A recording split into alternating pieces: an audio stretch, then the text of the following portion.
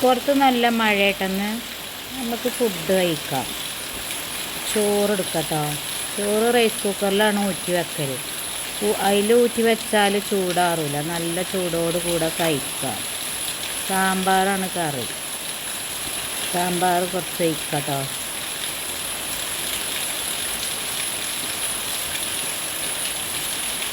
അമര ഉപ്പേരി വലിയ ഉള്ളിയും ക്യാരറ്റും ഇട്ടിട്ടാണ് വെച്ചത്. മീൻ വറുത്തതാട്ടോ. മീൻ വറുത്തത് ഒന്ന് മതി. കറി വെച്ചത് കൂട്ടാം. കൊടുമ്പുളി ഇട്ടിട്ടാട്ടോ മീൻ വെച്ചത്.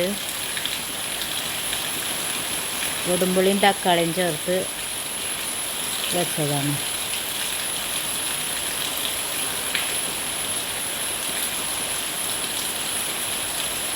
നമുക്ക് ചോറ് കഴിക്കാം.